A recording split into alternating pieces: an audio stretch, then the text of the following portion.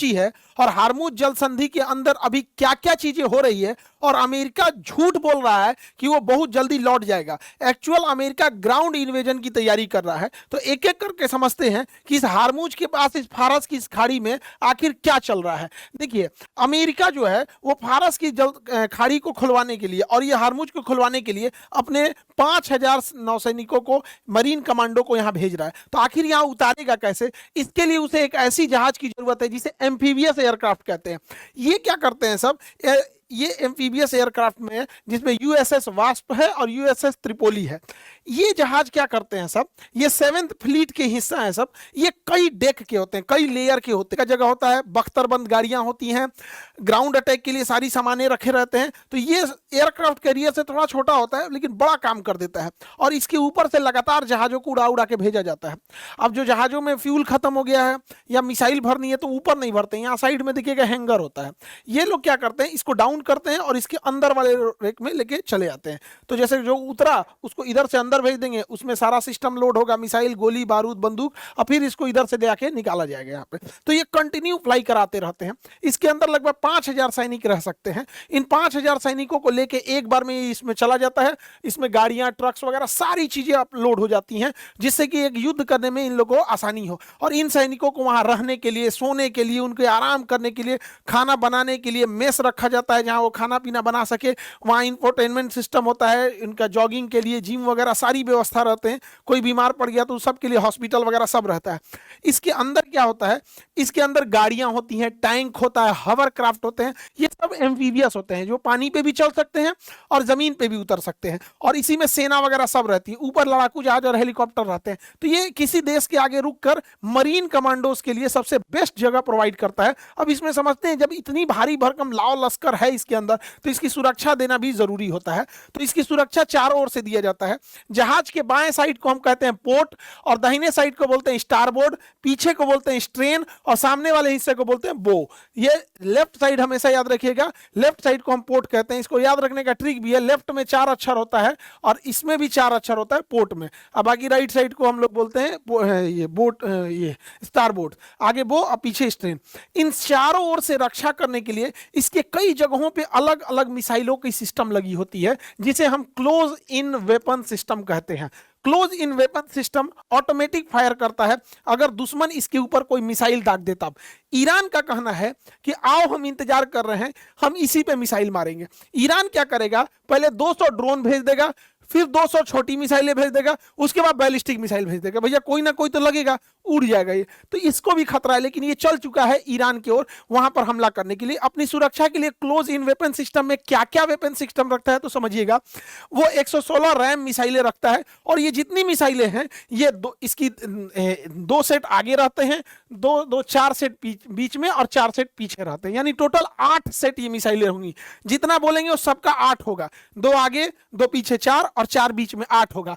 अब ये RAM missile क्या करती है, अगर दुश्मन का कोई भी जहाज आ रहा है तो बिना पूछे ऑटोमेटिक मार के गिरा देंगी, और ऐसे ऐसे इस पे 8 लगे होंगे। उसके बाद से सी स्पैरो, ये भी 8 संख्या में लगे होंगे मिसाइलें। सी स्पैरो थोड़ी लॉन्ग दूरी से अगर कोई मिसाइल या ड्रोन या कुछ भी आ रहा है तो उसको जाके ये मार सकता है, सी स्पैरो मिसाइल। इसकी भी संख्या 8 जगह लगाई रहती है।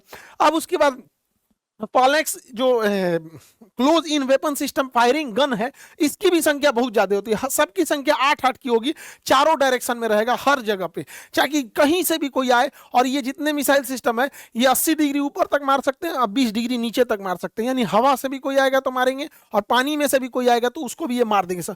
अब ये देखिए गोलियों को बिछा देता है, एकदम पानी की तरह गोली बिछा देता है। 1 मिनट में 6000 गोली मारता है। कुछ ड्रोन आए, मिसाइल आए, कुछ हुआ, मार के गिरा देता है। लेकिन इसकी भी एक कैपेसिटी है, 500 ड्रोन यहीं पे आ जाएंगे, सर जब गोली खत्म होगा, चेंज होंगे तो एक मार देगा यहाँ पे। तो इसलिए हर चीज का सैचुरेशन है। भारत को भी ईरान और यूक्रेन का जो युद्ध हो रहा है इससे सीखते हुए नए नए चीजों को डेवलप करने की जरूरत है। हालांकि भारतीय सेना इसमें कर रही होती है, भारतीय सेना किसी चीज को करती है तो बहुत दिखावा नहीं करती है, लेकिन अपना एयरफोर्स, नेवी और आर्मी इस चीजों के लिए तैयारी कर रही है। अब अगला डिफेंस के लिए इसके ऊपर कौन सी मिसाइल होती है, वो 38 mm मशीन गन लगी होती है, और ये मशीन मशीन गन जो होती है इसके बुलेट इतने मोटे होते हैं और ये हर अलग अलग डायरेक्शन पे लगे रहेंगे। दो ठो पीछे लगा देगा, साइड में लगा देगा, दो कुछ इधर लगा देगा, ऐसे हर जगह पे इसे लगा के रखेगा। और ये मशीन गन है, बहुत हैवी मशीन गन है, बुलेट प्रूफ हो या दीवार, लोहे की दीवार हो, पूरा छेद के निकल सकता है। ये सारा मशीन इस एयरक्राफ्ट कैरियर के सुरक्षा में है। इसके ऊपर ब्राउनिंग मशीन गन भी लगे होते हैं। ये मशीन गन अगर कोई छोटा बोट है या छोटी पनडुब्बी है या कोई तैर के आ रहा है की कोशिश कर रहा है तो उसको ये सब मार के गिरा देते हैं सब। और इनके पास चेन वाली मशीन गन होती है ताकि इसकी सुरक्षा किया जा सके। अगर कोई बोट बहुत फास्ट स्पीड से आ रहा है तो उसपे ऑटो कैनन लगा होता है या तोप मार के गिरा देते हैं सब। दुश्मन का अगर हवा में कोई लड़ाकू जहाज आ गया तो उसके लिए एयर डिफेंस की इसके ऊपर बहुत सारी मिसाइलें लगी होती हैं। अब ये एयर डिफेंस की मिसाइलें के साथ साथ अटैक मिसाइल को भी लेके चलता है, जिसे हम वर्टिकल लॉन्च सिस्टम कहते हैं। वर्टिकल लॉन्च सिस्टम ये खड़ी खड़ी मिसाइलों को एक एक पीस इसके अंदर रख देता है।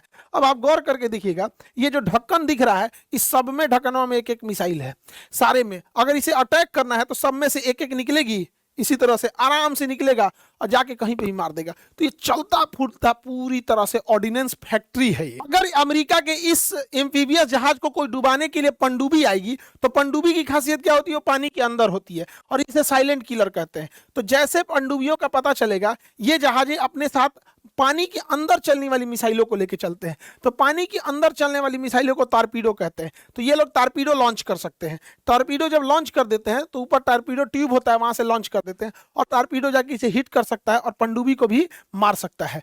लेकिन इस यूएसएस जो आपका वास्प है या फिर यूएसएस त्रिपोली है, इसे ईरान से लगभग 150 किलोमीटर की दूरी पर ही रखा गया है यहाँ पर।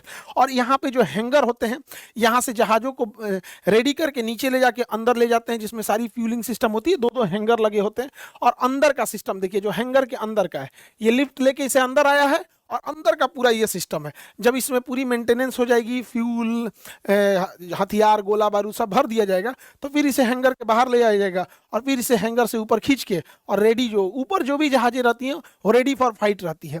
इसके ऊपर F-35B जहाजों को रखा जाता है। इन जहाजों की खासियत होती है कि ना इन्हें उतरने के लिए एयरक्राफ्ट की रनवे की जरूरत है, ना उड़ने के लिए। ये क्या करते हैं, वर्टिकल टेक ऑफ कर सकते हैं, खड़े खड़े उड़ जाते हैं, क्योंकि इनके ऊपर में ना इंजन होता है। देखिए अपर थ्रस्ट भी होता है और इनके नीचे इनका जो नोजल होता है, इन्हें ये मूव कर सकते हैं, सीधा भी रख सकते हैं अपने नोजल को और इससे अपने थ्रस्ट को बैलेंस कर सकते हैं। तो ये उतर भी जाता है वैसे ही, नीचे उतरेगा फिर यहाँ ले आके इसे खड़ा कर देंगे। तो रनवे की जरूरत ही नहीं है इन जहाजों को, F-35